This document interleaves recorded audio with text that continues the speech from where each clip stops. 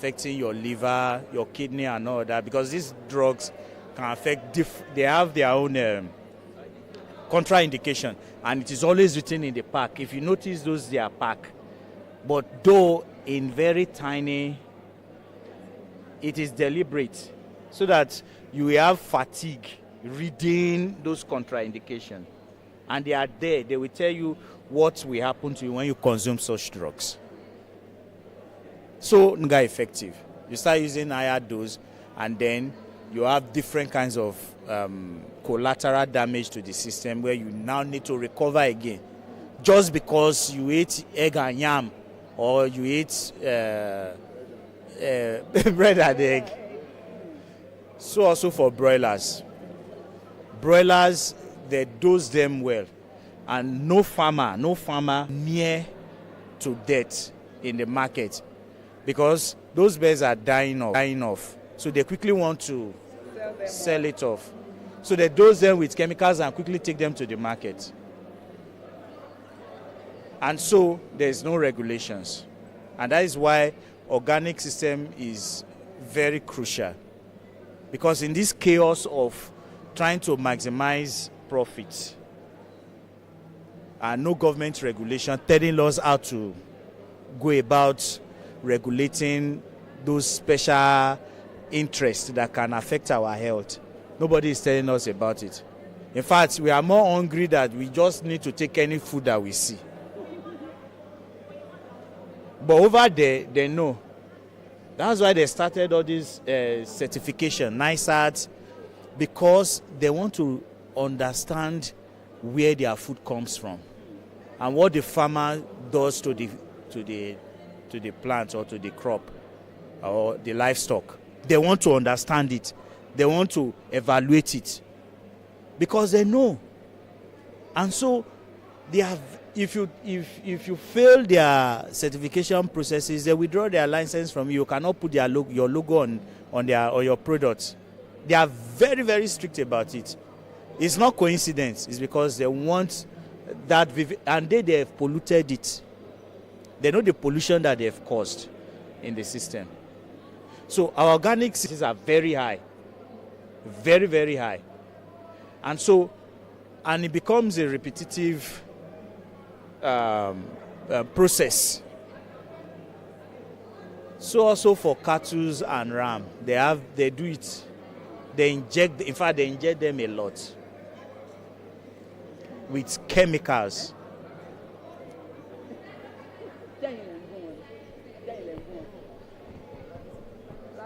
Yeah.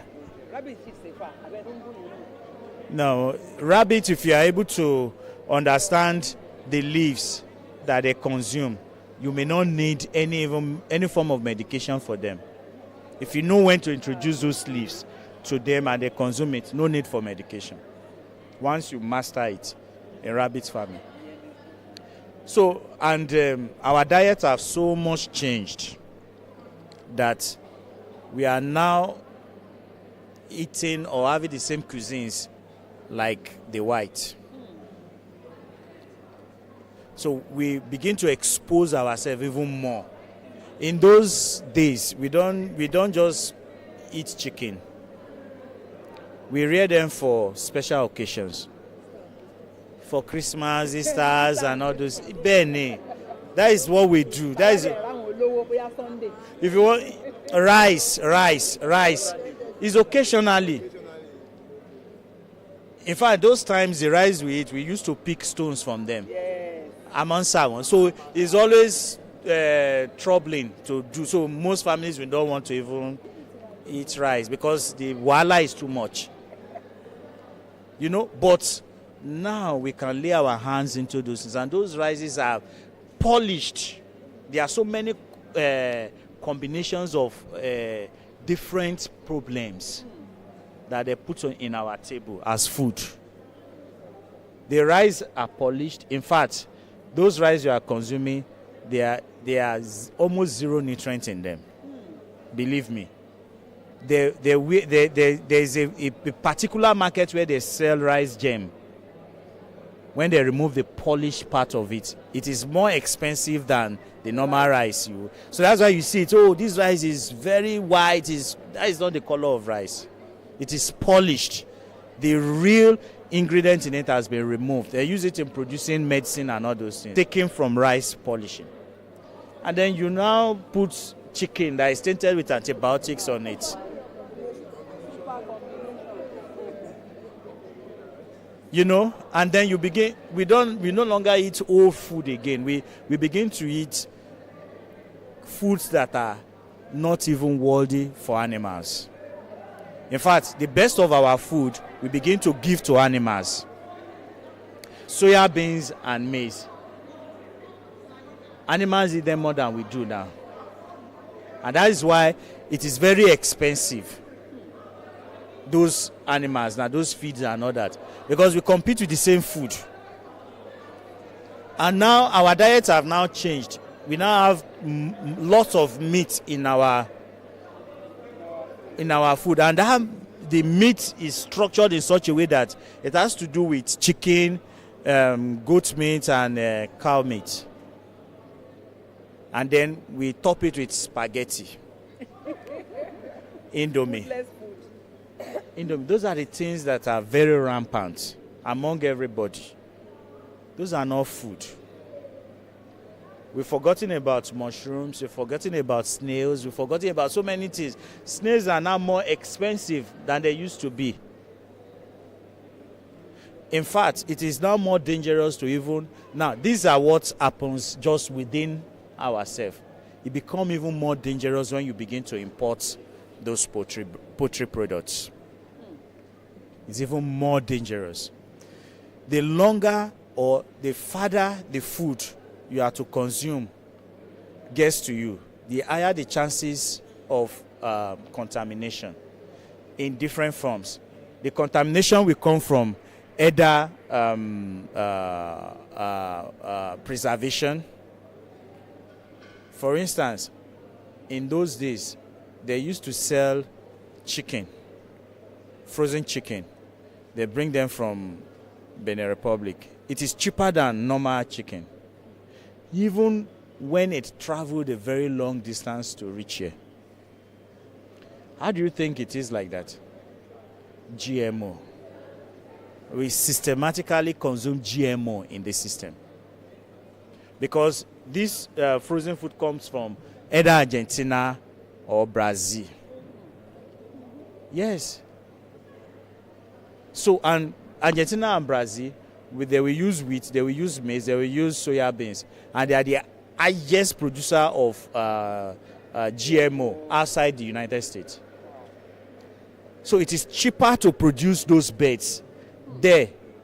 And then you have people who sold it to different hands, and then it gets to Nigeria and it's even cheaper than when we produce our own. And it's even cheaper. And so we begin to consume GMO. Even in wheat. We now have so much wheat-based food. It is deliberate. We do not grow much wheat in Nigeria, do we? We do not. So majorly it is imported. Majority of the wheat, except some few farms in the north that grows wheat. And it is grossly inadequate. So they import those wheat. Those wheat are usually tainted with GMO, especially now that Ukraine and Russia, where they used to get, those ones, they don't do GMO as such. So where do they get the other source from? Argentina and Brazil. You can Google it and search where Nigeria gets most of its wheat and soya beans from. It's from Argentina and Brazil. And they are GMO. And they are GMO. So all this sausage roll, all these puff-puff, buns, meat roll, all those things is GMO. 99.9% if you consume it is GMO. And what is GMO? Genetically modified organisms. They take organisms from unrelated organisms and merge them together. What it means is that it's like splicing taking maize, growing maize that are sweet in the past. Let's say in those days, our forefathers, once they have some maize that are performing well, the maize is sweeter, they share those seeds. They don't sell seeds. They share those seeds among themselves. They will tell you, look, I have one seed for you. It's very good. They will give you. Farmers are very generous. They will give you. You go and try it. And that's how those seeds have continued to regenerate itself between the farmers.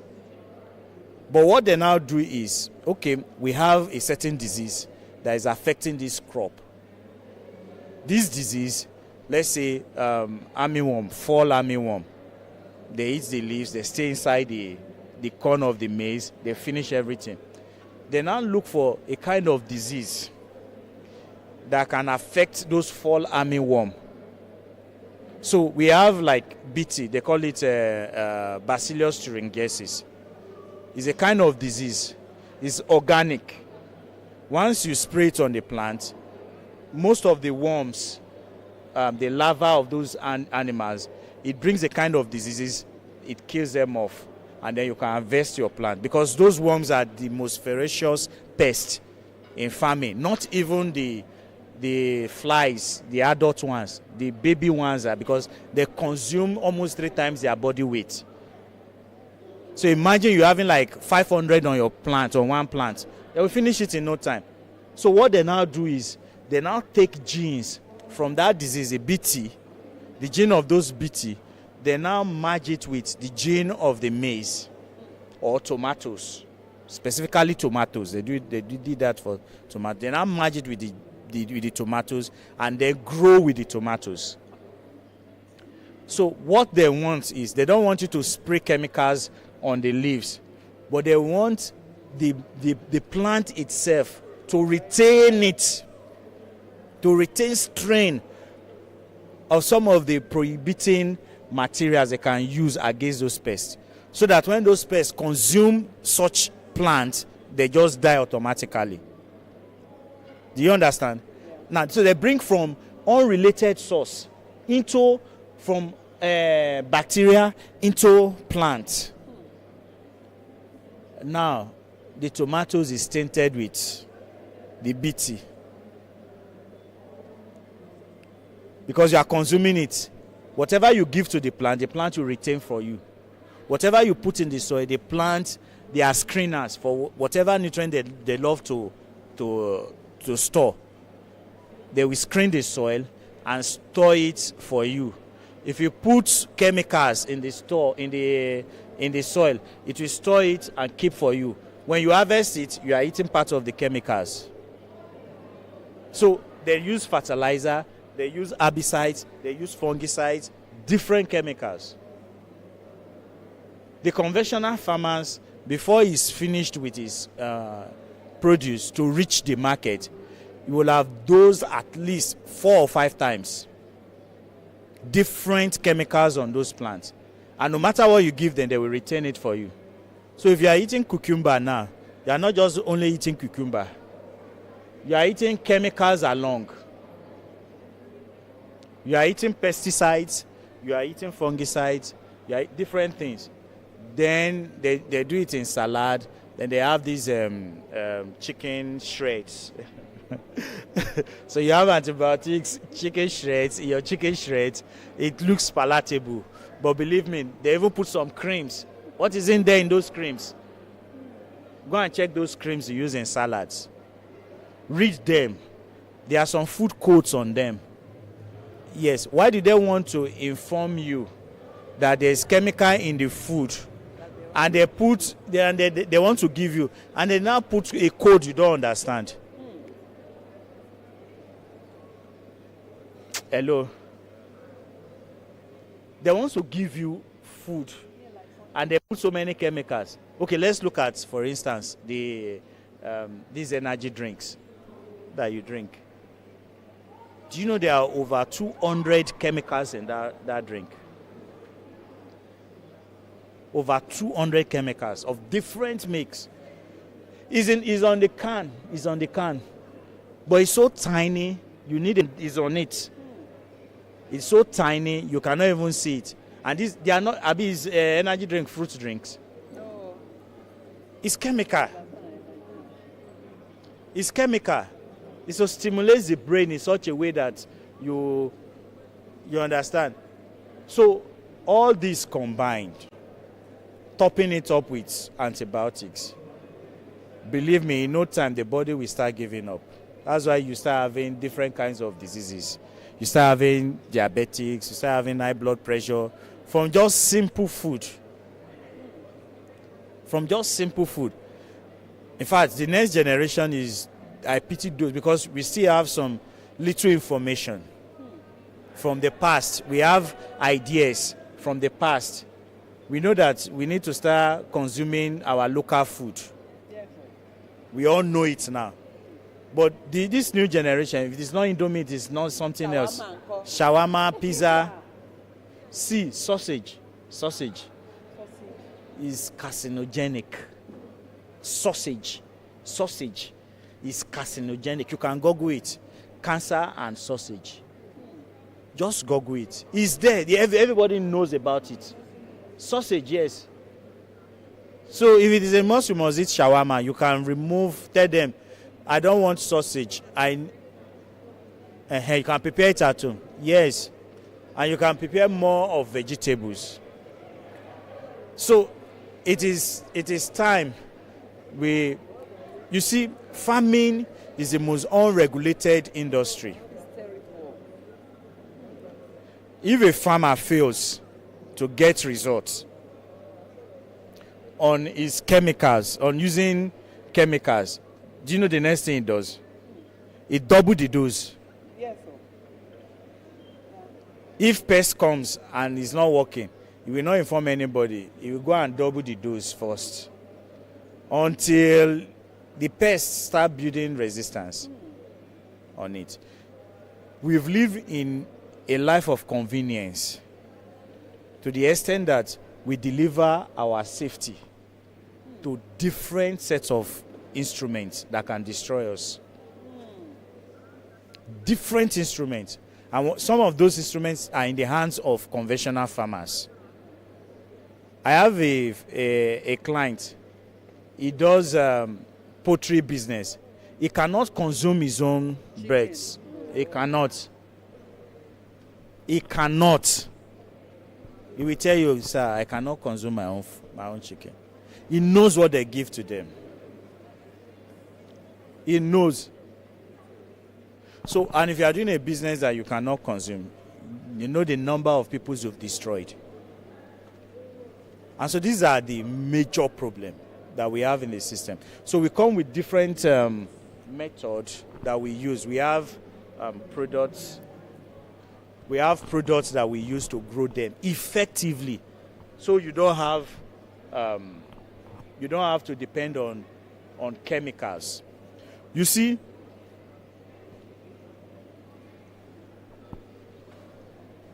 for every positive thing, there's a negative. For every good, there's evil. Now, God has perfected it for us. It's only for us to apply the knowledge, to understand the basis and the concept that is involved. You know that neem leaf is so, dongoyaro leaf, is so potent, you can use it to control so many diseases in poultry. Cayenne pepper will intensify the efficacy of most herbs. In Yoruba, the one emi to ba jata, emi tí ó bá jata, emi yẹpẹrẹ ni. They know what they were talking about. Cayenne pepper will intensify the efficacy of most herbs. If you are sick and you consume, for any sickness whatsoever, you consume pepper soup, believe me, you will get some relief. Yes. You will sweat out. You will get some relief. You will. Malaria whatsoever. It is a pepper in it, that cayenne pepper in it. All the herbs that have been used in preparing the dish, it brings out the intensity by almost times 10 from my own research. So in any of our herbal products, we include cayenne pepper, because cayenne pepper will intensify the herbs, the efficacy of the herbs. So we have lactic acid bacteria. So we are, pardon? It's bawa.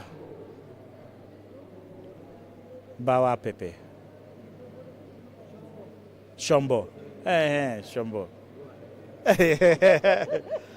So we have a probiotic. This probiotic, we understand that the birds are always, because they have poor diet. You know, birds, they can consume anything. They eat anything on the floor. They can consume even their own poo.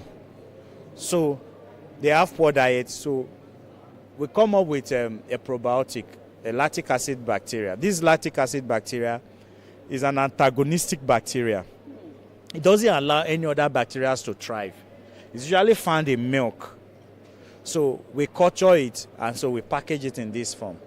So when the birds consume this probiotic, human beings also benefit from it. These probiotics will colonize their gut. The bacteria will stay in their gut. So when we have foreign bacteria coming in, it does battle for them and knock them off. The first guard. So this is the first one we use. Now we have the Tagiri Super. Okay, so this Tagiri Super is a blend of herbs. We have Tagiri involved. We have cinnamon. We have dongoyaro leaves. We have aloe vera. Aloe vera is in it. We have ginger. We have garlic. We have turmeric. We understand that herbs are usually in pairs. So whenever... What's the problem? Okay, no problem. Okay, 0 Okay. Okay, 0 34.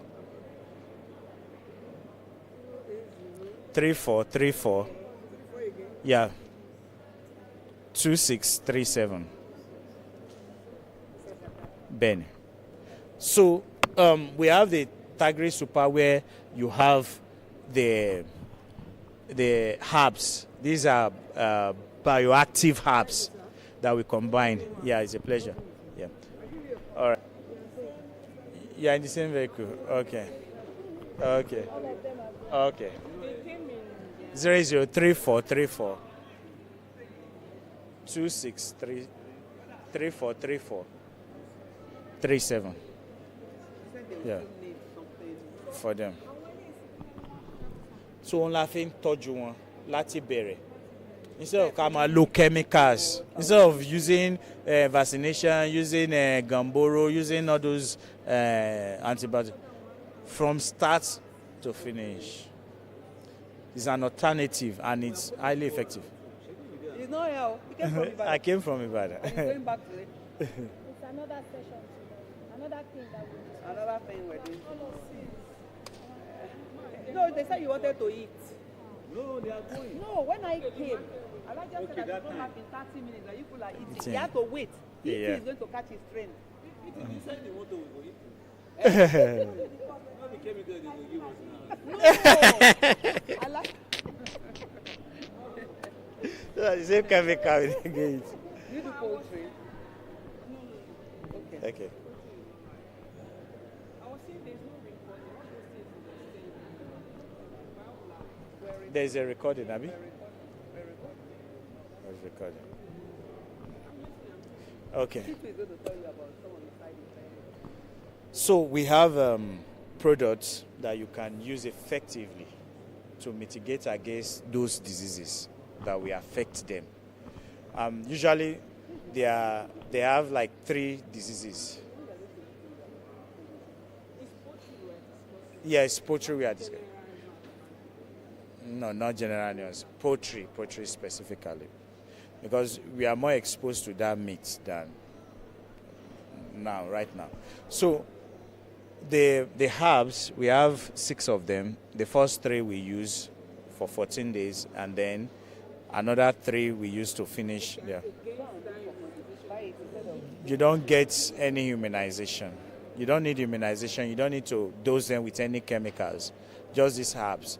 And they will outperform even conventional products, birds that you have. So highly effective. And so you not expose. And then the birds, the taste is always very different. You will notice most of the breads you have now, they taste like tissues. They don't have those tastes unless you need to put in so many of those herbs and all those things to grill them, to make them look even more palatable. But with these ones, it's like you are marinating them. Real life. So that's it. Yeah, okay. Yeah, Thank you. Okay, so thank you.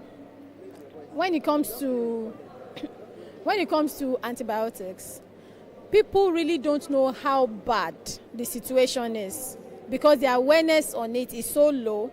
You know, when you're talking about plants, people know, oh, we should not eat food that has a herbicide, pesticide. There's a lot of noise about that. But in animal production, it's kind of, I don't think there's enough political will to make sure that there's control of these things in our food. And the reason I do not know, but I know that the awareness is very low. People are not really educated. They are enjoying chicken, especially these days that Chicken Republic and all the other people, they will now coat it with a lot of things. The chicken itself has lost weight, taste because of what it was raised with. And so they now have to add a lot of whatever to make it delicious. But then it's just food laced with chemicals we are eating. And the danger is so intense and we don't know how bad. But the thing is, we are killing ourselves daily. We're using our money to kind of buy our own death if we continue to eat food from these sources. Now, let's go back to the issue of antibiotics. I did a research some years ago on residues of antibiotics in meat.